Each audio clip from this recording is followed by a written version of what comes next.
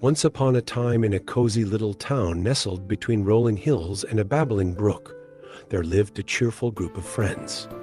There was Lucy, with her bright blue eyes that sparkled like stars in the night sky.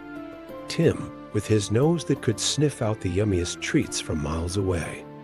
Emily, who had the knack for balancing things on her elbow, as if it were a magic trick. And of course, there was Sammy, the fastest runner in town, known for his lightning-quick ankle movements. One sunny day, the friends decided to embark on an adventure deep into the enchanted forest that bordered their town. Armed with nothing but their curiosity and boundless energy, they set off, eager to explore the mysteries that lay ahead. As they ventured deeper into the forest, they stumbled upon a peculiar sight, a towering tree with branches so high they seemed to touch the sky. But what caught their attention the most was a tiny door nestled among the roots of the tree. It was barely big enough for a mouse to squeeze through. "Wow, look at that!" exclaimed Lucy, her eyes widening with excitement. "I wonder what's behind it," pondered Tim, wrinkling his nose as he sniffed the air for clues. Without hesitation, Emily rolled up her sleeves and balanced on her elbow, reaching out to push open the door. To their amazement, it creaked open, revealing a narrow staircase leading underground. "Shall we go in?" asked Sammy, his ankle twitching with anticipation.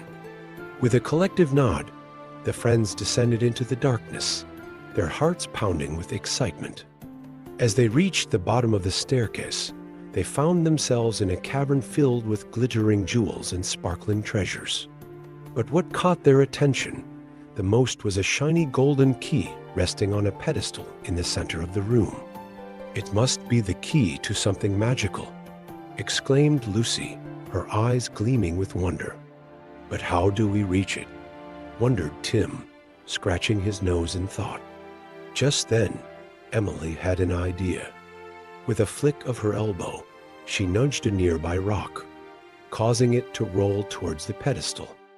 With careful precision, Sammy used his swift ankle movements to guide the rock, pushing the key closer and closer to the edge. But just as they were about to reach it, disaster struck. The rock slipped and sent the key flying across the room, landing precariously on a narrow ledge high above their heads.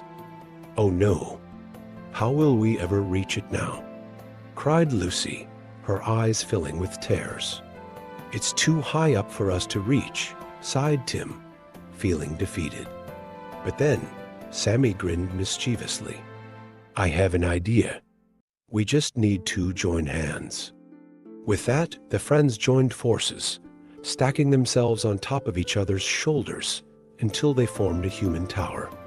With Emily at the bottom, Lucy in the middle, Tim above her, and Sammy at the very top, they reached out with their outstretched fingers until they could almost touch the key. And then, with a final stretch, Sammy extended his mighty thumb and grabbed hold of the key, triumphantly holding it aloft for all to see. "We did it!" cheered Lucy, wiping away her tears of joy. With the golden key in hand, the friends made their way back to town, their hearts full of pride and excitement for the adventures that lay ahead.